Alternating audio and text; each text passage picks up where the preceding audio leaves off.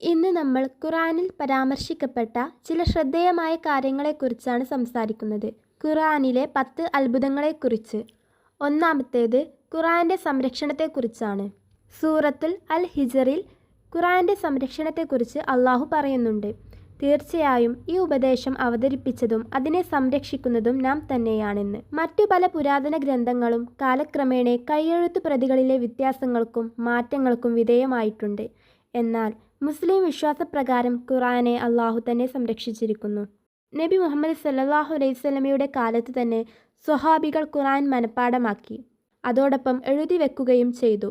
പിന്നീട് ഖലീഫ അബൂബക്കർ റളിയല്ലാഹു അൻഹുവിൻ്റെ കാലത്ത് ഖുർആൻ ഒരു ഗ്രന്ഥമായി സമാഹരിക്കപ്പെട്ടു. രണ്ടാമത്തേത് മനുഷ്യ സൃഷ്ടിയുടെ ഘട്ടങ്ങൾ. തീർച്ചയായും നാം മനുഷ്യനെ കളിമണ്ണിൻ്റെ സത്തിൽ നിന്ന് സൃഷ്ടിച്ചു. പിന്നീട് അവനെ സുരക്ഷിതമായ ഒരു സ്ഥാനത്ത് ഒരു ബീജത്തുള്ളിയായി നിക്ഷേപിച്ചു. പിന്നീട് ആ ബീജത്തുള്ളിയെ ഒരു പിടിച്ചു നിൽക്കുന്ന ഘടകമാക്കി. പിന്നീട് അതിനെ മാംസപിണ്ഡമാക്കി. പിന്നീട് അസ്ഥികൾ രൂപപ്പെടുത്തി. തുടർന്ന് അസ്ഥികളെ മാംസം കൊണ്ട് പൊതിഞ്ഞു.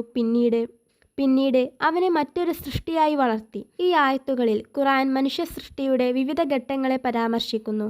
മുസ്ലിം പണ്ഡിതർ ഈ ആയത്തുകൾ മനുഷ്യൻ്റെ ഗർഭകാല വളർച്ചയെക്കുറിച്ചുള്ള ദൈവിക ഓർമ്മപ്പെടുത്തലായാണ് വിശദീകരിക്കുന്നത്. ഇത് മനുഷ്യൻ്റെ സ്വന്തം കഴിവ് കൊണ്ടല്ല, അള്ളാഹുവിൻ്റെ ഇച്ഛയും ശക്തിയും കൊണ്ടാണ് സൃഷ്ടിക്കപ്പെട്ടതെന്ന് ഓർമ്മപ്പെടുത്തുന്നു. മൂന്നാമതായി 2 സമുദ്രങ്ങൾക്കിടയിലെ അതിർത്തിയെക്കുറിച്ച് ഖുർആൻ പറയുന്നുണ്ട്. ഈ ആയത്തുകളിൽ 2 ജലാശയങ്ങളെക്കുറിച്ചാണ് പറയുന്നത്. മുസ്ലിം തഫ്സീറുകളിൽ അള്ളാഹു തൻ്റെ സൃഷ്ടിയിലെ ക്രമവും ശക്തിയും കാണിക്കുന്ന ഉദാഹരണമായാണ് ഇത് വിശദീകരിക്കുന്നത്.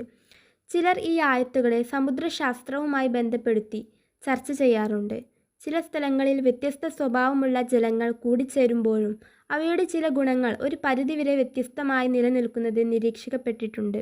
എന്നാൽ ഖുർആന്റെ പ്രധാന ലക്ഷ്യം ശാസ്ത്രപാഠം നൽകുകയല്ല, അള്ളാഹുവിൻ്റെ സൃഷ്ടിയിലെ അടയാളങ്ങളെക്കുറിച്ച് മനുഷ്യനെ ചിന്തിപ്പിക്കുകയാണ്. നാലാമതായി മലകളെക്കുറിച്ചാണ് ഖുർആനിൽ പറയുന്നത്. ഭൂമിയെ നാം ഒരു വിരിപ്പായും മലകളെ ഉറപ്പിക്കുന്നവയായും ആക്കിയിട്ടില്ലേ എന്നാണ്. ഈ ആയത്തിൽ അള്ളാഹു ഭൂമിയെയും മലകളെയും മനുഷ്യൻ ചിന്തിക്കേണ്ട തൻ്റെ സൃഷ്ടികളായി ഓർമ്മപ്പെടുത്തുന്നു. പ്രപഞ്ചത്തിൻ്റെ വിശാലതയെക്കുറിച്ച് ഖുർആനിൽ പറയുന്നത്, ആകാശത്തെ നാം ശക്തിയോടെ നിർമ്മിച്ചു, തീർച്ചയായും നാം അതിനെ വികസിപ്പിക്കുന്നവരാണ്. ഈ ആയത്ത് അള്ളാഹുവിൻ്റെ അതിരുകളില്ലാത്ത ശക്തിയെയും സൃഷ്ടിയെയും മഹത്വത്തെയും ഓർമ്മപ്പെടുത്തുന്നു. മുസ്ലിം പണ്ഡിതർ ഈ ആയത്തിലൂടെ അള്ളാഹു ആണ് ആകാശവും പ്രപഞ്ചവും സൃഷ്ടിച്ചതെന്ന് വിശദീകരിക്കുന്നു. രാത്രിയിൽ ആകാശത്തേക്ക് നോക്കുമ്പോൾ നക്ഷത്രങ്ങളും ഗ്രഹങ്ങളും വിശാലമായ പ്രപഞ്ചവും കാണാം. ഇതെല്ലാം യാദൃശ്ചികമല്ലെന്നും എല്ലാം അള്ളാഹുവിൻ്റെ സൃഷ്ടിയുടെ ഭാഗമാണെന്നും ഖുർആൻ നമ്മെ ഓർമ്മപ്പെടുത്തുന്നു. ആറാമതായി ഇരുമ്പിനെക്കുറിച്ച് ഖുർആനിൽ എന്താണ് പറയുന്നതെന്ന് നോക്കാം. നാം ഇരുമ്പും ഇറക്കിക്കൊടുത്തു, അതിൽ വലിയ ശക്തിയും മനുഷ്യർക്ക് പലവിധ പ്രയോജനങ്ങളുമുണ്ട്. ഈ ആയത്തിൽ അള്ളാഹു ഇരുമ്പിനെ മനുഷ്യർക്കുള്ള ഒരു വലിയ അനുഗ്രഹമായി പരാമർശിക്കുന്നു.